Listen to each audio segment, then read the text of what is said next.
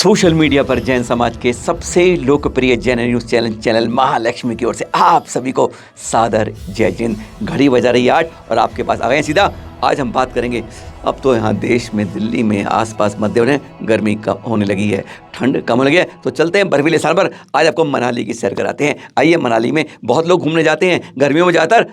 हम जैन लाई इधर कुल्लू, मनाली, शिमला, बस यहीं घूमने आते हैं, नैनीताल वैनीताल।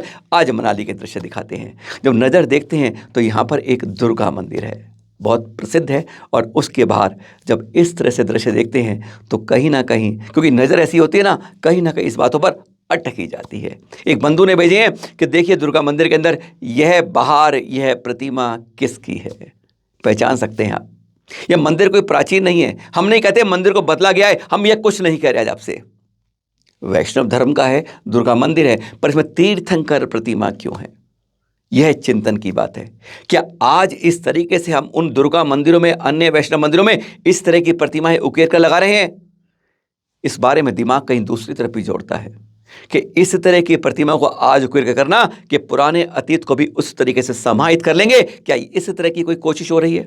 यह विचार है, हमारा मंथन है, चिंतन करने के लिए कि बार बार हम इस तरह की प्रतिमाएं, इस तीर्थंकर प्रतिमा पद्मासन रूप से जो लगा रखी है, क्या यह दिखाना चाहते हैं कि जो अतीत में प्रतिमाएं, तीर्थंकर प्रतिमाएं दिखती हैं, पद्मासन, खड़ासन, क्या वह भी हमारे इसी वैदिक परंपरा के अनुसार है? यह चिंतन की बात है, मनन की बात है, सोचने की बात है कि यह किस दिशा में इतिहास को पुनरावृत्ति हो रही है, संस्कृति को बदला जा रहा है, या वैष्णव धर्म के अंदर, इसके अंदर हम अपने श्रमण धर्म को समाहित कर रहे हैं, या दोनों को दिखाने के जाते हैं। यह चिंतन करिए, मनन कीजिए और सोचिए कि क्यों इस तरीके से इन प्रतिमा को यहाँ उकेरा जा रहा है। मनाली में ही है मनु मंदिर, जिसके बाहर क्या ये दृश्य दिख रहे हैं आप। मनु मंदिर कौन? यानी अंतिम कुलकर थे, हमारे प्रथम अतिगण आदिनाथ जी के पिताश्री थे, नाभिराय जी। अंतिम, जब 10 कल्पवृक्षों से कुछ भी मांगते थे, बंद हो गया था, तब कुलकर से ही नाभिराय जी ने संदेश दिया था, और उसी में यह बताया गया है, और उसी का प्रतीक है यह मनु मंदिर। मनाली में इसके दर्शन जरूर कीजिएगा। आज पथरिया तीर्थ के बारे में कुछ बताएंगे, पर पहले यह चित्र 2 दिख रहे हैं, साफ नहीं है पर यह पहचान पाएंगे आप। इस समय वर्तमान दिगंबर संतों के सबसे वरिष्ठ हैं 103 वर्ष की चेतन माता जी, शुल्लिका चेतनमती माता जी, और वह विरागोदय तीर्थ में विशेषकर से इस पथरिया के महामहोत्सव में शामिल होने के लिए आई हैं। सबसे वरिष्ठ, सबसे ज़्यादा उम्र की है शुल्लिका ये, और साथ में यहीं पर है 98 वर्षीय विरज श्री आरिका माता जी, विरागोदय तीर्थ में जो इस समय सल्लेखना ग्रहण हुए। कल उनका 40वां उपवास था। और अब बात करते हैं इसी पत्र से कुछ खास आपके लिए। गजब गजब गजब, एक और Guinness book of world record, एक वर्ड नहीं, Guinness book of world record. जी हाँ, पथरिया में विरागोदय तीर्थ पर बना दिया गणाचार्य आचार्य श्री विराग सागर जी मुनिराज ने। 300 से ज़्यादा भिक्षुओं को यहाँ महासंतों का महासम्मेलन देख सकते हैं।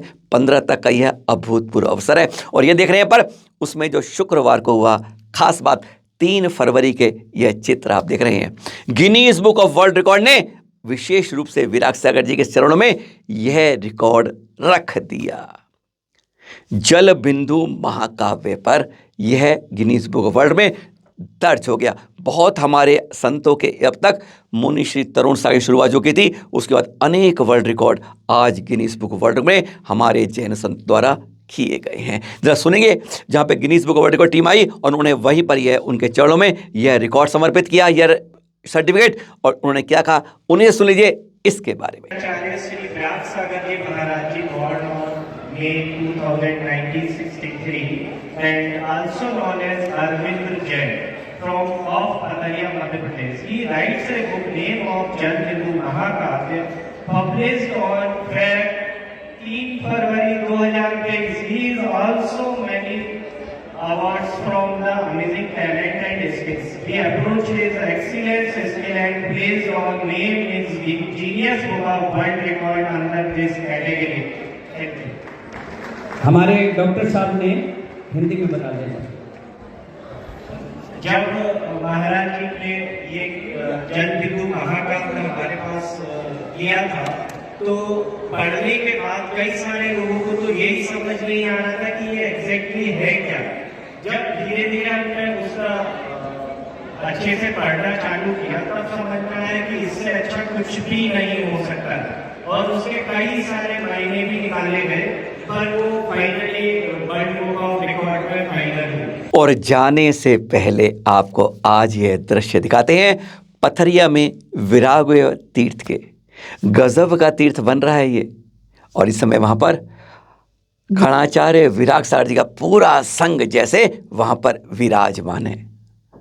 अनेक आचार्य संत आरिकाएं सब यहाँ पर एक दृश्य ऐसा बना देती हैं जैसे पुराने समय में यति सम्मेलन हुआ करते थे, बस वही दृश्य इस तीर्थ पर नजर आते हैं। गजब का तीर्थ बन रहा है और गजब के समय संतों के दर्शन हो रहे हैं।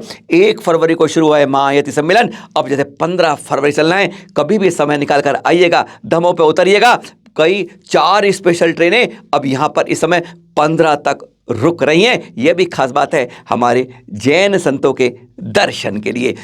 अभूतपूर्व रूप से आप देखेंगे तो संतों के इस प्रवाह में इस गंगा के अंदर एक डुबकी लगाने का यह अद्वितीय अवसर है। एक बार भी छोड़िएगा मत, क्योंकि ऐसे अवसर बहुत समय बाद ही इस तरीके से पूरे देश के कोने कोने सवा के यहाँ पथरिया में संघ के सारे विराजमान हैं। और भी अन्य संत भी यहाँ पर हैं, उनकी चर्चा, अनेक तरह के सम्मेलन, अनेक कार्यक्रम, सब कुछ हो रहा है इस पथरिया के विरागय तीर्थ पर। फिर मिलेंगे आपसे एक नई जानकारी के साथ। सादर जय जिनेंद्र।